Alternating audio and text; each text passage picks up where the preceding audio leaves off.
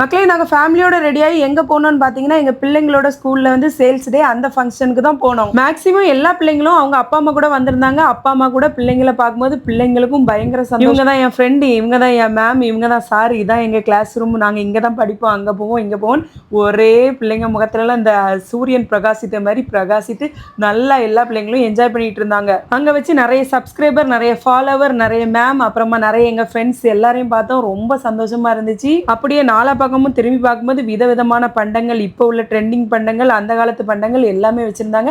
அப்பப்போ பசிக்கும் போது ஜூஸ் பண்டெல்லாம் வாங்கி வயிற்று நிரப்பிட்டு அப்படியே ரவுண்ட் அடிச்சுட்டு பெரிய பிள்ளைங்கள்லாம் இந்த ஃபேஸில் வந்து ஃபேஸ் பெயிண்டிங் வரைஞ்சிட்டு இருந்தாங்க. அதை பார்த்தோன்னே பிள்ளைங்களுக்கும் ஒரே ஆர்வம், எங்களுக்கும் வரைஞ்சி விடுங்கன்னு அதனால அதில் ஒரு அரை மணிக்கு போய் இருந்துட்டு பிள்ளைங்களுக்கு வரைஞ்சி எடுத்து டெக்கரேஷன் பண்ணிட்டு நிறைய சின்ன சின்ன டிஃப்ரெண்டான ஆக்டிவிட்டீஸ்லாம் வச்சு பிள்ளைங்களே இந்த ப்ரைஸ் கொடுக்கறது நல்லா இருந்துச்சு. பார்த்துக்காங்க, பிள்ளைங்க கையில் பைசா கொடுத்து பரிமாறாம டோக்கன் சிஸ்டம் மாதிரி ஃபர்ஸ்டே வந்து நம்ம ஒரு 500 ரூபா பே பண்ணி டோக்கன் வாங்கி பிள்ளைங்களுக்குள்ளே ஹவு மச்னு கேட்டு அந்த டோக்கனை கொடுத்து பரிமாறி சேல்ஸ் டே வைக்கிறதுனால சின்ன வயசுல பிள்ளைங்களுக்குள்ள ஒரு பிசினஸ் மைண்ட் மோட்டிவேட்டா கொண்டு போகுது. மக்களே இந்த ஸ்கூல்ல வந்து ஒன்று ரொம்ப நான் கவனிச்சேன். பார்த்துக்காங்க, எவ்வளவோ ஃபுட் ஐட்டம்ஸ் எல்லாம் இருந்த பிறகு கீழே தரையிலாம் ஒரு குப்பை எந்த பிள்ளைகளுமே போடல.